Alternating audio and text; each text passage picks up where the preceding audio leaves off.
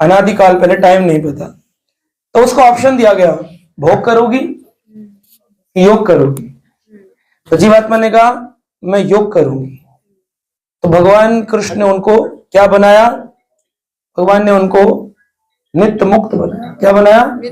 नित्य मुक्त। हमेशा से ही मुक्त है, नित्य मुक्त, कभी बद्ध हुए नहीं। तो दे स्टे बिकम अ पार्षद ऑफ कृष्णा, वैकुंठा धाम के डिवोटी बने। देन सेकंड लेयर बनी, उनसे पूछा तो भोग करोगे योग करोगे? उसमें हम लोग थे, हमने कहा बुरा मत मानो, थोड़ा भोग करें। तो कृष्ण बोले ऐसे मत करो। He explained us, do not go, you will frustrated because this material world is not good, is not good। बोले नहीं नहीं, हम कृष्ण भोग करना। कृष्ण बोले तुम्हारी इच्छा है ठीक है, लेकिन तुम्हें क्या लगता नहीं मैं तुम्हें संतुष्ट कर? हाँ वो आप हैं अच्छे, लेकिन एक बार करने में क्या प्रॉब्लम है? जिद्दी होते हैं। प्रभुपा जी लिखते हैं we were stubborn and Krishna was saying again do not go, do not go, we were stubborn. हम जिद्दी थे। कृष्ण एक मौका, एक मौका। कृष्ण ओके चले जाओ। तो हमारे लिए भौतिक जगत बनाया, लेकिन हमारा नाम क्या पड़ गया? नित्य। कभी हम मुक्त थे ही नहीं। अभी बोलते ना हम कृष्ण धाम में थे, कृष्ण धाम से गिरे, कृष्ण के हम निकले इसलिए हम कृष्ण धाम के कहलाते हैं, बट हम गोलोक का आनंद हमने कभी लिया ही नहीं, क्योंकि हम नित्यबद्ध हैं।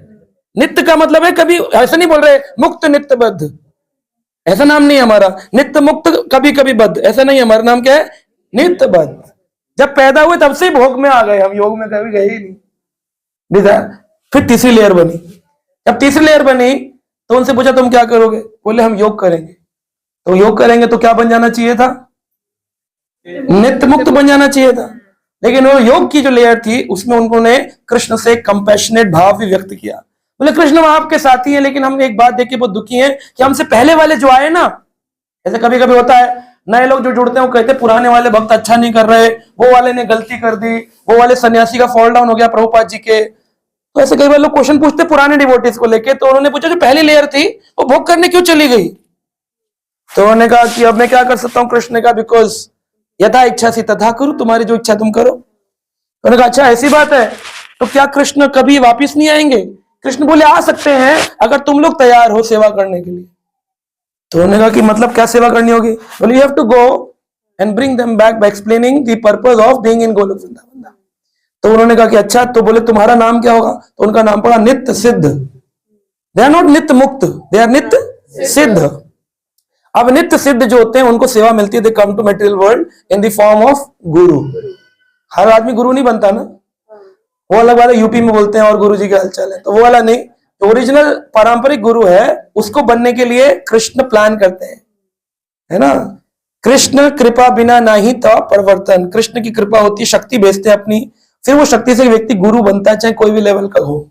और फिर जब कृष्ण उसको प्लान करते हैं कि तुझे लेकर आना है, तब वो व्यक्ति उनको क्या देता है? दीक्षा। दीक्षा क्या होती है? दी मतलब दिव्य ज्ञान और शाह मतलब अज्ञानता की क्षति।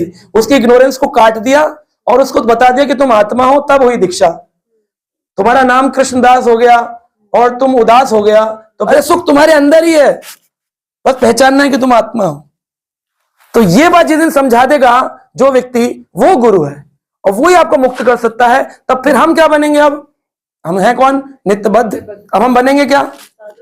अब हम बनेंगे कृपा सिद्ध। क्या बनेंगे? गुरु कृपा करेगा तभी तो इंटेलिजेंस दे रहा है, गीता दे रहा है, लेक्चर दे रहा है, समझा रहा है। तब हम क्या बन जाएंगे? कृपा। तब हो सकता है हमारी मुक्ति हो जाए, इसलिए दीक्षा की जरूरत है। तो अगर आप कृपा चाहते हैं तो जुड़िए, नहीं चाहते तो प्रयास करते रहिए। ठीक, हरे कृष्ण।